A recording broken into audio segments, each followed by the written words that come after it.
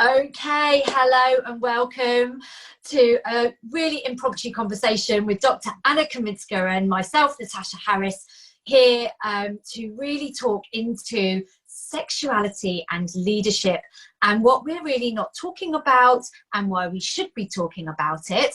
And this is a result, isn't it, Anna, of a conversation and an interview we did last week about women in leadership and redefining our roles, which was so fascinating. And we touched very, very briefly on this conversation about sexuality, and it piqued my curiosity. And I was like, we need to talk a bit more about this. So here we are. We had a few technical issues. We were wanting to do this live, but we're going to do this like this anyway. And so if you're watching the recording, then please do comment. Please do let us know your thoughts, what you think about it, and let us have a conversation through other means rather than through a live chat. But this is really exciting. Thank you so much again for joining me, Anna. This is like for having me here a second time. Yes, yeah, no, it's exciting to have you back. So where do we want to start with this conversation, Anna? Well, maybe we should start where we end up last time. Yes. So for those of your viewers who haven't seen this previous conversation, I just mentioned that in my approach to women leadership, I do not focus only on teaching skills, but I focus on the skills as this last final third step. But first we talk about mental patterns, thinking patterns, emotional patterns we all have in our subconscious mind. And I also work with women on sexuality, because sexuality is this it's a core of our personality. And the misunderstanding, I believe there's all these misunderstandings why we do not like to talk about sexuality in this work-related context, why we are afraid to even mention this word, is which starts with sex, is because we already associate that sexuality is about sex, it's about sexual activity, it's about sexual drive. But sexuality is it's a part of our personality. It's who we are. If you like it or not, we are all sexual creatures, and we can't just pretend that we have not this part of. It's a part of who we are. So absolutely, we need to embrace it. Yes, and it's crucial, especially for women. And I've discovered this during the years of my work with women, that. It's so important to be aware and be connected with your own sexuality, because this is what makes you a leader and what makes you an authentic leader. And this misunderstanding comes from, as I said, the fact that we already assume that it's about sexual drive. It's about a sex drive. It's not. Sexuality, as I said, is a part of who we are. And when Freud said about, when he wrote about libido, we think that sexuality means libido, yes, sex drive. But libido was energy of life. He described it as the energy of life. This is what makes us, push us to achieve more, to be more confident, to be more powerful.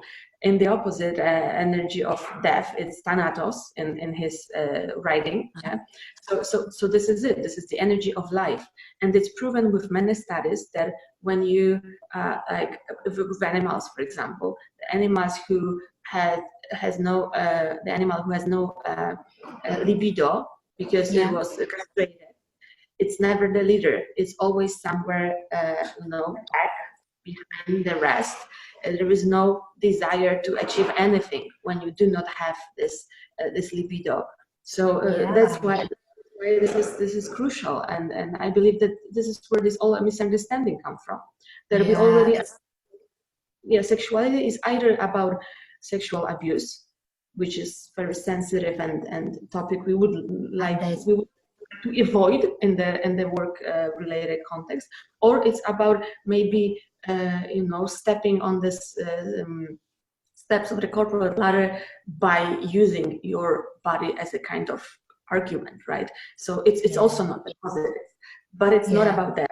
It's about how we see our and how much we are like whole as women. Yeah, it's so important, isn't it, for us to embrace all elements of ourselves. And as you say, you know, sexuality is part of who we are. And when we embrace ourselves fully and authentically, this is what I find so fascinating, is that when we embrace all elements of ourselves, including sexuality, you know, we become alive, we become, you know, much more powerful, authentic. You know, it's about being out there. It's not about, you know, throwing ourselves out there. It's about being. And it's just so fascinating, because I think we tend to compartmentalize different aspects of ourselves. And, you know, the whole sexuality and the sex issue has been a big topic, especially in the last year, and how we, you know, how we can start to look at, what I'm really curious about is how we can start to look at redefining those roles around male sexuality and female sexuality, so that we empower each other. Not about, you know, men are afraid to talk about things. They're afraid to make, you know, any suggestions. I have male clients, and they're afraid of that arena of saying something wrong, and there's a lot of fear out there, and women feel the same. So yeah, my gosh, there's so much juicy stuff in there. But it's, yeah, like you mentioned about this aspect of being a whole, and not to compartment ourselves, but the other negative aspect is that we like try to separate the sexuality, and we put a lot of shame, a lot of guilt, a lot of almost like a sin. Not almost, it is like an interesting culture. It is, especially for women, it's sinful to be out there and being a sexual being, and to women were punished for millennia for like using somehow or being even aware of the fact that they have this sexuality. They were not allowed to have any desires. But what I would like to stress out is that when we are in this mindset of, when we have this, create this energy of guilt, shame, body shame, sin, that's one of the lowest possible vibrations. So when we are on this low vibration, we can't rule the world, we can't achieve our goals, because we are the victims. We have this small, tiny mindset of the victim, and you can't be a victim and a leader at the same time. No, you really can't. Yes, right. So that's a really important point. And when we are on this low vibration of shame, of body shame, of guilt, we create energy field, the topic we discussed last time, that all our thoughts, all our emotions create energy field. And this energy field is weak. We are seen as weak personality. And what I discovered with my clients, also with women who experience sexual harassment at the workplace, they had so huge body shame. They were never example of women who were confident within their body. They were never a whole with their sexuality. When you are on this low vibration and have body shame, you create this low energy around you, and you are much more vulnerable to be abused. And this is crucial. People, there's no boundaries in that. And so, you know, I think there's a little bit of a time delay, but you know, me working with the energies of things and seeing everything as energy, that's really important, because, you know, our vibration that we're giving off is what we then receive, and what, you know, what we attract into our experience and our reality. And so when we are vibrating at this level of shame around our sexuality, we want to hide it, we don't want to be out there, we want to minimize it, we don't want to be seen because we are afraid of that sexuality and what that might mean for us. We are not able to be out there in a space that where we can, you know, play a bigger game. We can, you know, stand in our authenticity. We are hiding parts of ourselves. And so that, you know, that's talking about the vibrational aspect of it. So important. As weak personalities. And we are never seen as a good candidate for a leadership position when we are subconsciously seen as weak. And all this, a lot of studies about different types of psychopaths, they always confirm that they can detect energy, and they always choose weak personality. And the same is with all these predators at the workplace. They always choose women who create energy field full of body shame and guilt. This is the candidate to be abused, not the woman who is confident. That's why I always teach women when I work with them, if you want to feel safe at the work environment and in life in general, because it's not only a workplace where you can be abused. You can be abused by a bus driver, right? So if you want to be safe, it's not about the regulations, it's about what kind of energy you create. And if you send a signal from within you, then you. Yeah, it really reminds me of an experience that I had, which is not in the workplace, but actually while I was traveling. And I was in a very vulnerable position where I was on my own. I had my life on my back, and I arrived in Managua in Nicaragua at 3 o'clock in the morning on a bus, and the place was deserted. This is where people do not let you walk out on your own during daylight, let alone at night. And I just thought, my only thing that I have is to show confidence, that I know where I'm going, that I'm okay, and no one can touch me. That was the only thing that kept me feeling like I am safe. Yes, and you know, it comes from the inside that works. It's not about posing. It's not about pretending and being like scared inside. It has to come from within. That's why leadership is the inside process. Not the, and I know that kept my life safe, and that was my life. You know, that something could have really, you know, gone quite wrong there, and you know, one of the most dangerous cities in the world. But that, you know, you saying that, it's so important for us to feel that confidence, that genuine, I'm okay, I'm safe, because I'm in charge of my own reality, and the vibration I'm putting out there is what I will get back. So yeah, that's so important. Vibration and energy aspect is one aspect which we never discuss in the workplace. Like I haven't met any training for women, for leadership for women, which would touch the subject. And I think this is the huge mistake. And we already said why we do not touch this. So this is the one aspect. Other one aspect I would like to mention is about testosterone. Because sexual, like high libido, sexual attractiveness, when you feel attractive in the sexual, not only that you are smart and intelligent, but you like what you see in the mirror, when you like yourself, you have it's like connected with testosterone, and testosterone is not only responsible for the sexual side and libido and all that is necessary to have this sexual interaction with others, but it's also connected to leadership.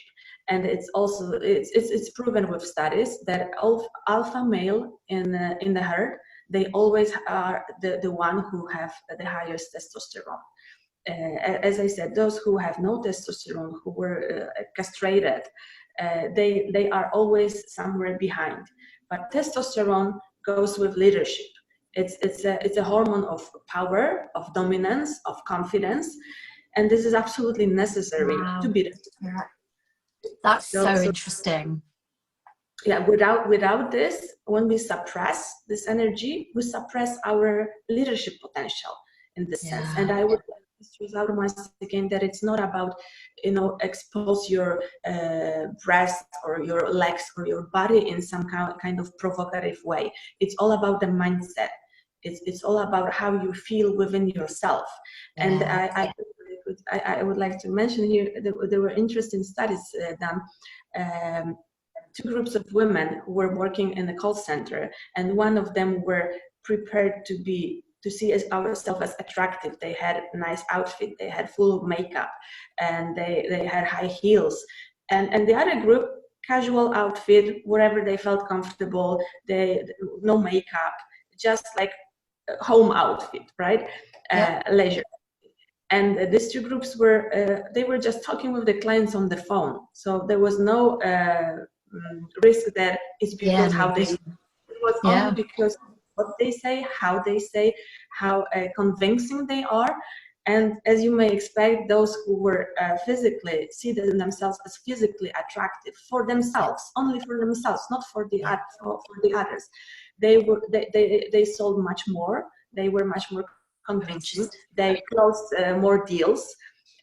Because this is what we are talking about here, yeah? The tone of voice is totally different. This aspect is often used in the music industry, where a young girl comes to record her first album.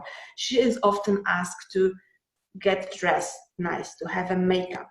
Nobody see her because it's just recording her voice. Nobody on CD gonna see her.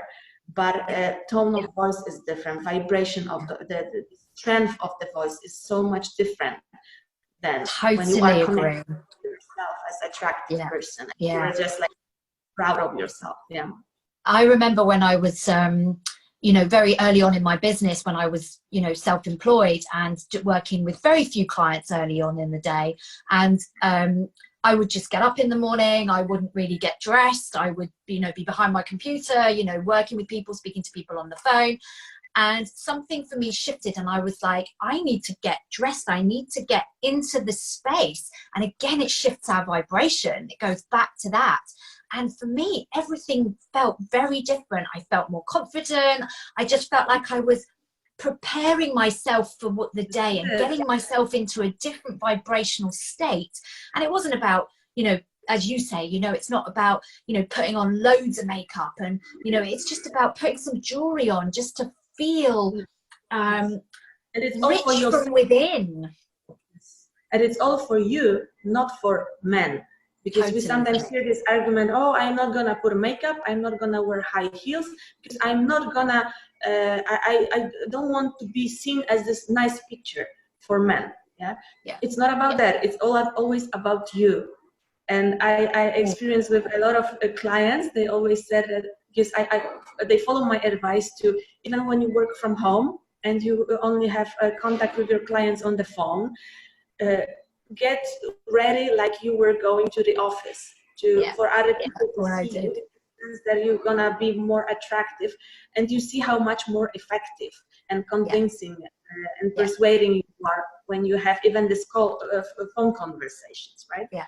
Absolutely. So there's a tip for you all. If you're just kind of getting up and just throwing on the same old thing every morning, and you're going out there and you're speaking to people, put something different on, make yourself feel beautiful and confident and alive. So very interesting. There's one more aspect of this I would like to mention here, that it's also proven with studies. It's all science. It's not like my theory. Let's behave like women, not men. But it's not just that. It's just I figure out this on myself. It's proven with studies that when you, let's say, it's a vacuuming here in my office. I hope you can hear me, because it's 9 a.m. here in Canada, so it's cleaning time. Anyway, okay. So I think it is going to be our last final conclusion here, because it's going to be too loud. So the final tip for all ladies who watch us is that when you feel attractive, when you have nice outfit, especially when you have high heels, the whole body posture changes. Because you are not sitting in this weak position, but you open your chest, arms go back, you put chin goes a bit higher, and it also, after 2 minutes, create a totally different chemistry of the brain. Cortisol goes down. Cortisol is a stress hormone. Testosterone, which is the leadership hormone, the hormone of power of dominance, goes up. And this difference is significant. It's like 25% up and 15% cortisol down. And it's so it's proven with saliva tests. It's just after 2 minutes of posing, pose and feeling attractive and having high heels. It's like you are forced to have a different posture than when you're sitting on this sport outfit on the sofa, right? So it helps to create a chemistry in our brain, a chemistry of leadership. So wow, that's really fascinating.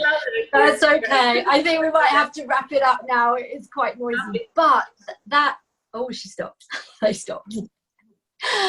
Yeah, that's fascinating, isn't it? So that even just 2 minutes of just shifting our posture, changing something about the way we hold ourselves, everything around us changes and it creates a chemical difference in our body and we behave differently. That is incredible.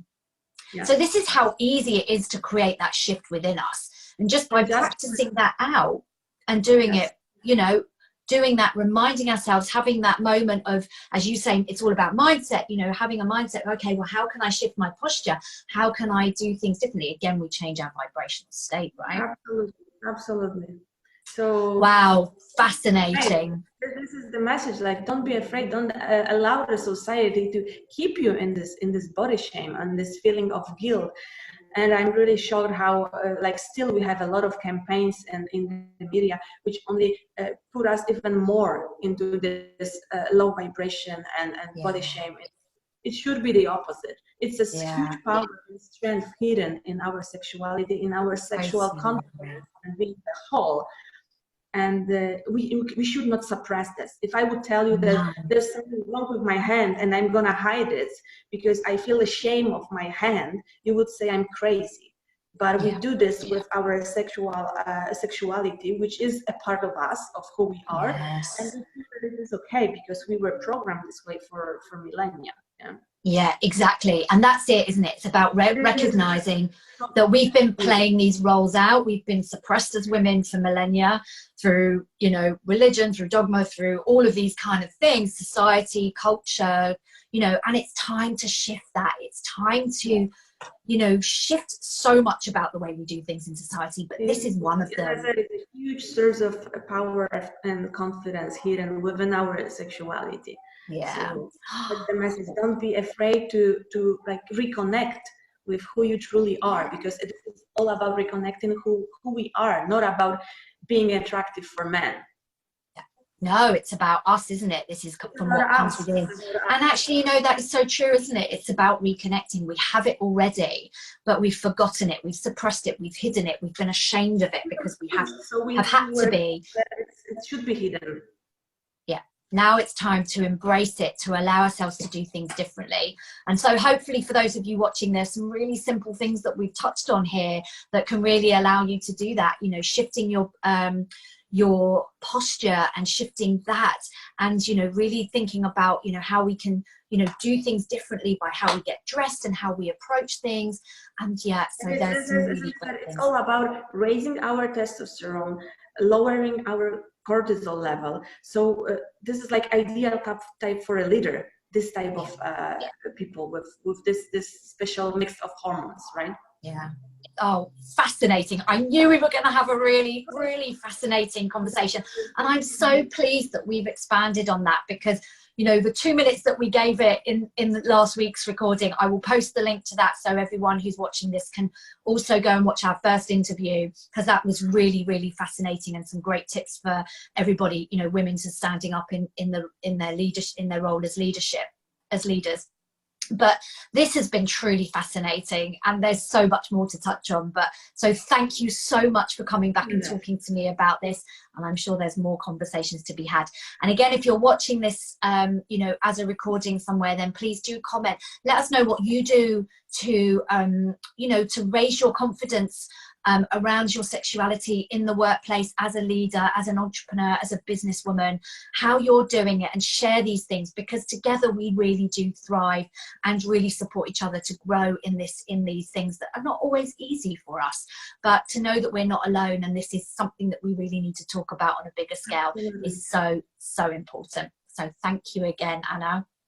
Thank you, Natasha. And one final sentence, if I could just encourage women who are interested in changing this subconscious program, not only a sexual aspect, but all subconscious program that hold us back. I'm going to post a link to my group where I work with women only on rewiring the subconscious beliefs, emotional thinking, but sexual beliefs all together. This is a group designed for helping women to get rid of this past programming. So we'll post that link with the recording here.